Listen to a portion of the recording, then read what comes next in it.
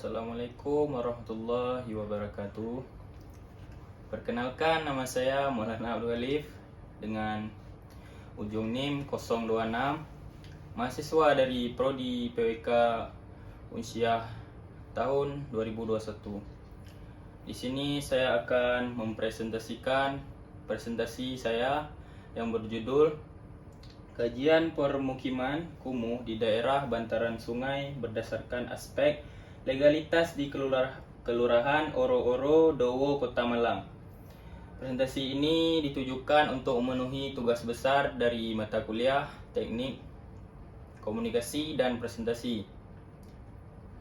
Jadi langsung saja kita mulai presentasinya. Jadi ada yang pertama, yaitu pengertian permukiman kumuh. Jadi menurut Masrun memaparkan bahwa permukiman kumuh mengacu pada aspek lingkungan hunian atau komunitas. Permukiman kumuh dapat diartikan sebagai suatu lingkungan permukiman yang telah mengalami penurunan kualitas atau memburuk baik secara fisik, sosial ekonomi maupun sosial budaya, yang tidak mungkin dicapainya kehidupan yang layak bagi penghuninya. Bahkan dapat pula dikatakan bahwa para penghuninya benar-benar lingkungan yang sangat membahayakan kehidupannya. Jadi permukiman kumuh ini mengacu pada lingkungan yang begitu rusak, yang tidak layak bagi penghuninya, baik itu dari sosial ekonominya sendiri maupun lingkungannya yang begitu buruk. Selanjutnya, gambaran lingkungan kumuh menurut Komarudin ada 9, yaitu 1.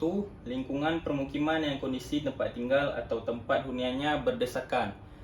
Berdesakan berarti tiap rumahnya berarti agak sempit, dan 2. Luas rumah tidak sebanding dengan jumlah penghuni.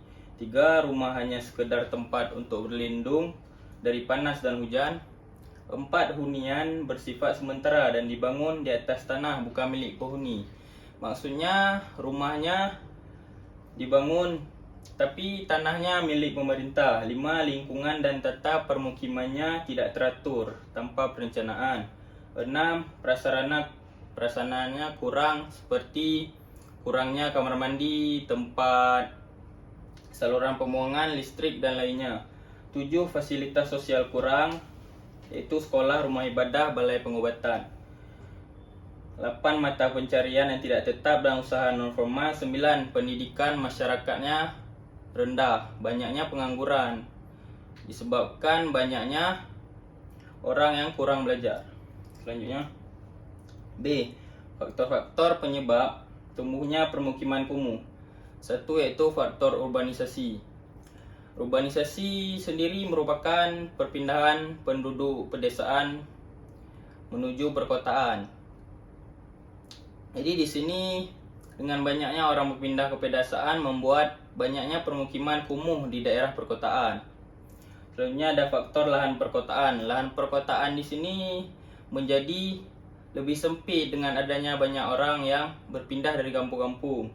Selanjutnya ada 3. Faktor sarana dan prasarananya yang kurang memadai, yang kurang lengkap. 4. Faktor sosial dan ekonomi. Kebanyakan masyarakatnya masih pengangguran dan ekonominya relatif rendah. 5. Faktor tata ruang juga tidak lengkap. Selanjutnya, karakteristik dan kriteria permukiman kumuh. 1. Karakteristik pemukiman kumuh ada 2, yaitu faktor rumah yang semi permanen dan non permanen, dan faktor prasarana. Faktor rumah yang semi permanen dan permanen ini meliputi tata letaknya tidak teratur, tidak beraturan. 2. Status bangunan pada umumnya tidak memiliki surat izin mendirikan bangunan. 3. Kepadatan bangunan dan penduduk yang tinggi, yang terlalu banyak penduduknya. 4. Kondisi bangunan yang tidak layak huni dan jarak antar bangunan yang rapat-rapat. Yang kurang di sini, yang antara bangunannya rapat di sini, kurangnya tempat yang lumayan luas diakibatkan karena kurangnya lahan yang cukup. 5. Kurangnya kesehatan lingkungan permukiman. Selanjutnya, faktor prasarana aksesibilitas jalannya masih kurang, drainasenya, air bersih, air limbah maupun persambahannya. 2. Kriteria perbaikan permukiman kumuh. Ada 2, yaitu gejala sosial dan gejala fisik. 1. Kehidupan sosial yang rendah. 2. Status sosial ekonomi sangat rendah. 3. Tingkat pendidikan sangat rendah. 4. Kepadatan penduduk sangat tinggi. Gejala fisiknya yaitu 1. Kondisi bangunannya rata-rata di bawah standar minimum, tidak layak pakai. Dan 2. Umumnya suatu kampung dengan bangunan non-permanen dan semi-permanen telah mencapai umur 10 tahun.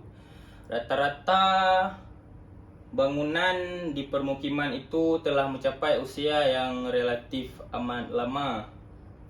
Jadi banyaknya bangunan yang mungkin telah usang atau kotor. 3. Kepadatan bangunan yang tinggi, sangat minimumnya ruang terbuka dan jarak antar bangunan. 4. Kondisi sarana fisik yang di bawah standar minimum.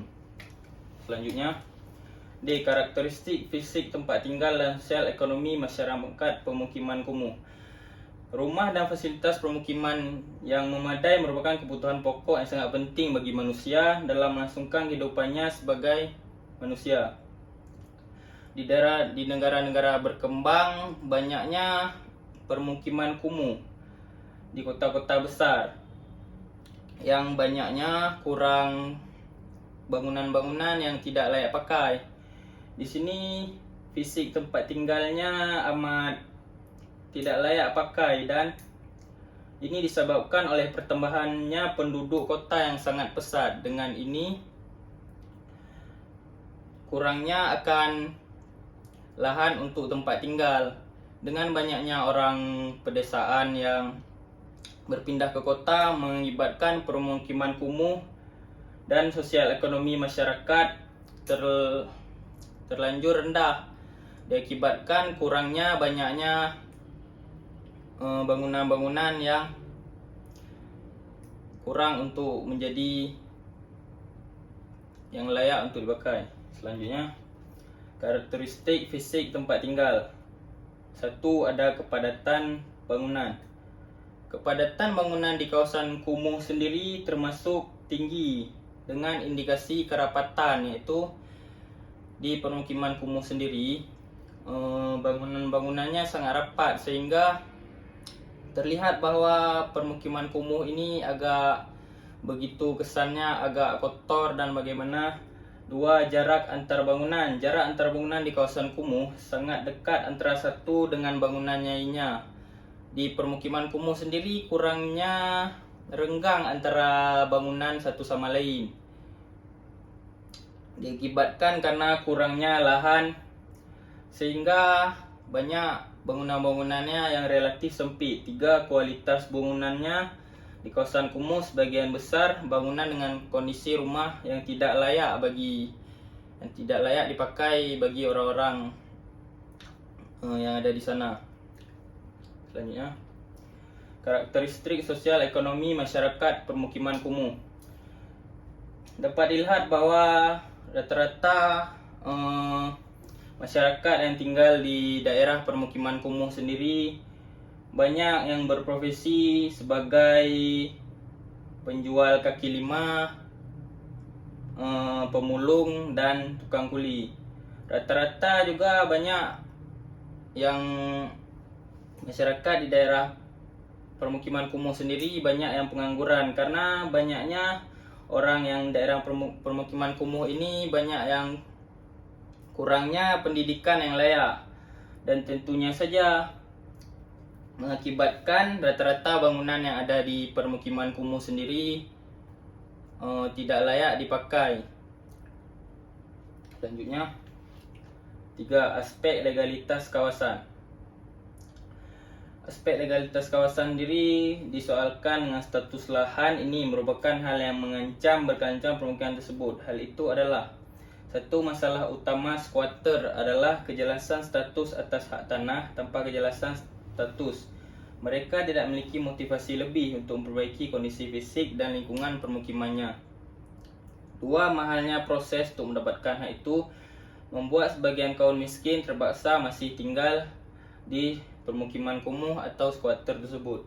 Selanjutnya, hal legalitas kepemilikan tanah. Status tanah sebagaimana tertuang dalam Inpres nomor 5 tahun 1990 tentang peremajaan permukiman kumuh adalah merupakan hal penting untuk kelancaran dan kemudahan pengelolaannya, kemudahan pengurusan. Masalah status tanah dapat menjanjikan jaminan terhadap ketertarikan investasi dalam suatu kawasan perkotaan. Kepemilikan tanah mengandung dua aspek, yaitu bukti surat dan bukti fisik. Selanjutnya, bukti surat sendiri ada 4 hal prinsip yang wajib dipenuhi, yaitu A. Status dasar hukum alias hak kepemilikan atas bukti surat tersebut. B. Identitas pemegang hak, kepastian subjek. C. Letak dan luas objek tanah. D. Prosedur penerbitannya. Selanjutnya, ada 2 bukti fisik, yaitu namun yang paling penting adalah aspek legalnya, juga beberapa hal tentang pembayaran dan penandatanganan akta jual beli. Guna mencegah kerugian di kemudian hari, beberapa hal yang perlu diperhatikan antara lain: A. Pengecekan keabsahan sertifikat tanah. B. Memastikan bahawa pejual adalah pemegang hak yang sah atas rumah tersebut. C. Minta surat keterangan dari pengadilan negeri setempat. Dan D. Meminta keterangan tentang advis planning. Dan E. Memeriksa izin mendirikan bangunan tersebut. F. Memastikan yang menandatangani AJB dari pihak penjual. Selanjutnya, ada I. Legalitas bangunan. Legalitas bangunan telah dicantumkan tentang IMB-nya diatur dalam Undang-Undang Nomor 28 Tahun 2002 tentang bangunan gedung.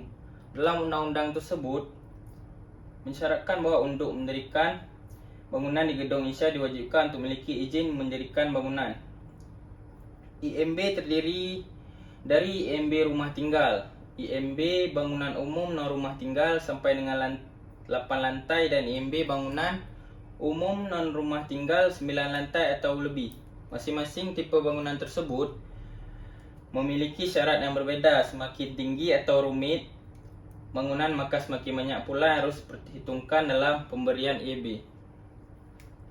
Dan ini dosen mata kuliah yang mengampu saya. Selanjutnya, apabila ada pertanyaan atau seputar yang telah saya presentasikan, saya mohon maaf apabila terdapat kesalahan atau kurang kejelasan kata saya.